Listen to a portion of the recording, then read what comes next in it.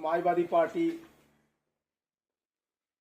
अगस्त 2024 में जहां कश्मीर में कदम रखा था, इलेक्शन भी लड़ी और समाजवादी विचारधारा घर घर तक पहुंचाने में कामयाब भी रही। और जब से ये इलेक्शन हुई है, सरकार बनी है, उसके बाद हमारी समाजवादी पार्टी का एक शेड्यूल बना था पूरे महीने में पूरी स्टेट में कहाँ कहाँ प्रदेश अध्यक्ष पहुंचेंगे। और उसमें उसी शेड्यूल में हमारा जो टाइम था वो 18 तारीख से 16 को शुरू हुआ था, अब 20 तक चलेगा।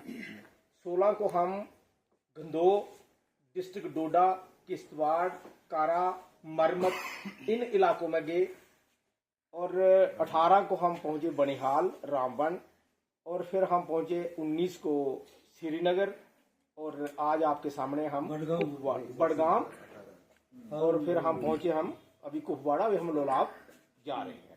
तो ये हमारा कार्यक्रम है कि हमारी जो नेक्स्ट इलेक्शनें आ रही हैं पंचायत और म्यूनिसिपैलिटी की, उनके लिए हमें कैंडिडेट की शिनाख्त करनी है और कमिंग जो इलेक्शंस है, जो सरकारें बननी है, उनके लिए हमारी तैयारी है कि जो जितनी भी सरकारें हैं, जब से देश आजाद हुआ है, उन्होंने नफरत की राजनीति पर राज किया है, सियासत की है। पहले जो सरकारें थी वो कास्टिज्म पर सियासत करती थी, लोगों को कास्ट के हिसाब से बांटकर वोट लेती थी। अब जो सरकार है उससे भी डिफरेंट और बहुत ही खतरनाक खेल रही है लोगों के साथ। वो खेल ये अभी धर्म का खेल चल रहा है।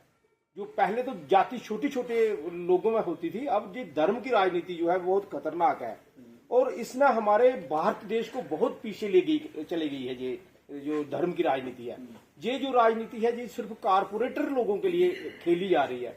चंद लोगों के लिए जितना भी सरकार का वो कैपिटल है, वो सारा का सारा चंद लोगों की जेब में देने के लिए ये सारा सिस्टम चल रहा है। इस बात को लोगों ने महसूस किया और समाजवादी पार्टी ने महसूस किया। और जब ये समाजवादी पार्टी लोगों तक गई तो लोगों को जो कांग्रेस, बीजेपी और बीएसपी में लोग थे, नफरत की राजनीति खेलने वाली जो सियासी पार्टियां थी, उनसे लोगों का जो मोह भंग हुआ और समाजवादी पार्टी की तरफ अब इन्होंने मुंह फेरा है कि समाजवादी पार्टी ही एक ऐसी पार्टी है जो कॉन्स्टिट्यूशन ऑफ इंडिया को बहाल कर सकती है और कास्ट सेंसस करवाकर, इकोनॉमिक सेंसस करवाकर किसके पास कितना धन है ये बराबर बंटना चाहिए था। 1947 के बाद वो आज तक नहीं बंटा, नौकरियां नहीं बंटी। आज जो है हमारा बच्चा, नौजवान जो है दर बदर हो रहा है, पढ़कर अनएम्प्लॉयड हो चुका है। जो ट्रांसपोर्टर था उसके लिए काम नहीं रहा है, जो दुकानदार था उसके लिए काम नहीं रहा है, लोगों के पास परचेजिंग कैपेसिटी ही नहीं रही है। तो इसको दूर करने के लिए अब लोगों ने फैसला किया है, पार्टियों ने नहीं, लोगों ने फैसला किया है कि समाजवादी विचारधारा को हम पूरे भारतवर्ष में लाएंगे, घर घर पहुंचाएंगे और एक ही मात्र रास्ता है डेमोक्रेसी में कि हम वोट डालकर ये जो नफरत की सरकार है इनको हम यहाँ से भगा। आपको लगता है जम्मू कश्मीर में समाजवादी पार्टी को काफी ज्यादा मेहनत करनी पड़ेगी? क्योंकि जिस तरह अगर हम आम आदमी पार्टी की बात करें, जम्मू कश्मीर में बिल्कुल भी नहीं थी, हालांकि उन्होंने भी अपना खाता खोल दिया। डोडा में उनका एक आज एमएलए है आम आदमी पार्टी का। तो क्या लगता है आने वाले वक्त में, चाहे वो हम यूएलबी इलेक्शंस की बात करें या चाहे वो हम 5 साल के बाद नए असेंबली इंतखाबात की बात करें, तो तब तक आपने बहुत मेहनत करनी है। क्या लगता है आने वाले वक्त में आपकी जानिब से ये जो आपके समाजवादी पार्टी है कहां तक मजबूत हो सकती है? किस किस डिस्ट्रिक्ट में आप समाजवादी पार्टी के एमएलए हो सकते हैं? सर, सवाल जो देता है उससे कठिन होता है सवाल पूछना। आपने हर जो सवाल है उसको मुझे पूछा है, जवाब देने के लिए इसको मुझे काफी समय लगेगा, मगर मैं आपको क्लियर कर दूं। इन शॉर्ट मुझे बताइए। इन शॉर्ट ये है कि समाजवादी विचारधारा जो थी वो तो स्टार्ट से ही थी, राम मनोहर लोहिया जी के समय से थी। फिर उसके बाद आपने देखा होगा मुलायम सिंह यादव जी हमारे, वो भी चीफ मिनिस्टर भी रहे, डिफेंस मिनिस्टर भी रहे, वो जहां जनता दल पूरे इंडिया में राज भी कर चुकी है। मगर लोगों में वो जो समाजवादी वो सोच थी उस वक्त इतनी नहीं थी जितनी अब नफरत वाली राजनीति में क्रिएट हुई है। तो आपने एक लफ्ज बोला कि बहुत मेहनत करनी पड़ेगी। एक्चुअली मेहनत हम नहीं कर रहे हैं, जो लोगों की समझ में आ चुका है कि समाजवादी विचारधारा ही ऐसी विचारधारा है जो लोगों की बात करती है, जो सबको इक्वालिटी की बात करती है, जो नफरत की राजनीति नहीं करती, वो हिंदू मुस्लिम सिख ईसाई को बांटने की बात नहीं करती, वो लोगों के जो मुद्दे हैं उस पर बात कर रही है। तो लोगों को समझ आ चुकी है। अगर लोगों को समझ आ चुकी है तो अब हमारे लिए मुश्किल नहीं है, क्योंकि आप देख ही चुके हैं यूपी में समाजवादी पार्टी के जो लीडर हैं उनसे ज्यादा लोगों ने फाइट किया है, लोगों ने पूरा चेंज किया है। बीएसपी के जो एससी वोट था वो सारा समाजवादी पार्टी में आ गया, जो स्वर्ण वोट था वो सारा समाजवादी पार्टी में आ गया, जो मुस्लिम वोट था वो समाजवादी पार्टी में आ गया। ये सोच किसी ने बनाई नहीं है, ये नाम लोगों में इतना, हमारे समाजवादी पार्टी के पास इतना कोई पैसा है कि हम घर घर तक पहुंचते, ये लोगों ने अपना मान बनाया है कि समाजवादी पार्टी ही हमारा लक्ष्य है, समाजवादी पार्टी ही इनका ऑप्शन बन सकता है। एक्चुअली कश्मीर में अगर एनसीए भी जीती है, शुक्र है आप आए, देर आए दुरुस्त आए, अगर पहले आते तो आज जो है यहाँ की सरकार कोई और होती। कंटेस्ट इलेक्शन होने के बाद में उम्मीद आपको नजर आ रही है यहाँ पे आपको सपोर्ट मिलेगा? मुझे इतना लग रहा है कि कमजोरी मेरे लीडरों में हो सकती है, लोगों में कमजोरी नहीं है। लोग समाजवादी पार्टी को एक्सेप्ट कर रहे हैं, उनकी नजरें एक्सेप्ट कर रही हैं, और अगर हम इंशाल्लाह परमात्मा की कृपा से अगर हम चलते रहे तो लोग हमें अगला प्राइम सीएम हमारा देंगे। जो आप लोगों ने कदम उठाया है, जो कि आपने पहले भी बताया कि बहुत सारे डिस्ट्रिक्ट्स में इस तरह आपने कन्विंस किया, लोगों से बात की, लोगों से मुलाकात हुई, लोगों के व्यू पॉइंट्स जाने, तो कब तक आपका ये सिलसिला जारी रहेगा? सर ये अभी शुरुआत है।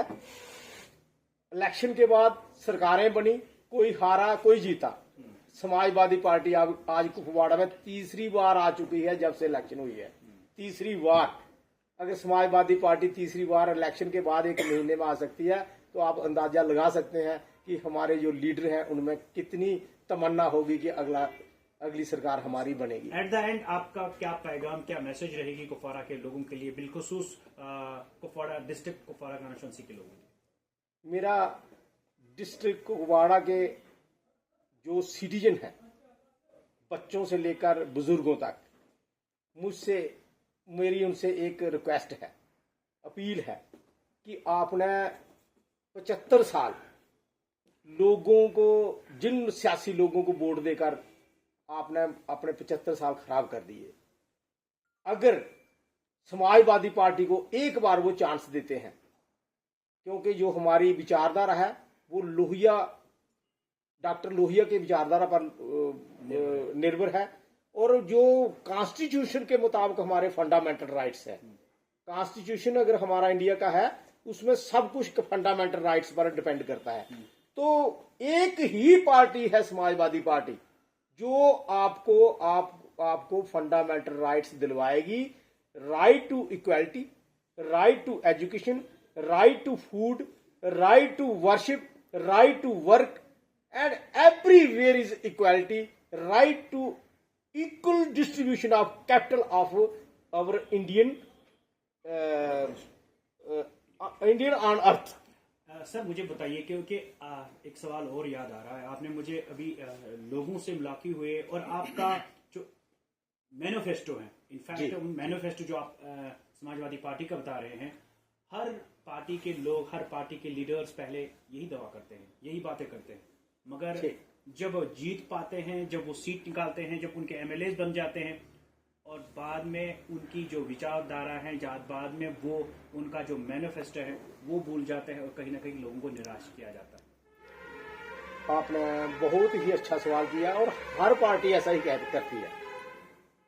और आपने देखा होगा कि 70 साल से आज भी जो भी पार्टी स्टेज पर बोलती है वो बोलती है रोटी। सभी पार्टियां जो राजनीति करती हैं वो आपके सामने ही कास्टिज्म और रिलीजन बेस पर करती हैं, नफरत फैलाकर। आपको पता होगा कि आपके सामने यूपी में हमारी 3 बार पहले सरकार बनी थी, और अभी हमारे मेंबर पार्लियामेंट 37 है और 37 में हमने जो इक्वालिटी दिखाई है आपके सामने है कि हर रिलीजन को हमने बराबर शिरकत की है, करवाई है। हर रिलीजन को, हर कास्ट को हमने बराबर हिस्सा दिया है। और अगर हमारी सरकार बनती है इस देश में, प्रधानमंत्री हमारे माननीय अखिलेश यादव जी बनते हैं और चीफ मिनिस्टर हमारे जहां समाजवादी पार्टी के बनते हैं, तो हम इस सबसे पहले हम जहां सेंसस करवाएंगे और सेंसस के बाद इस जल, जमीन, जायदाद, शिक्षा, दीक्षा, हॉस्पिटल सब पर बराबर का हक हम लोगों को दिलवाएंगे। ये हमारा कॉन्स्टिट्यूशन भी है पार्टी का और इंडिया का कॉन्स्टिट्यूशन भी है और लोग इस पर हमें वोट भी कर रहे हैं। बहुत अच्छा शुक्रिया, थैंक यू।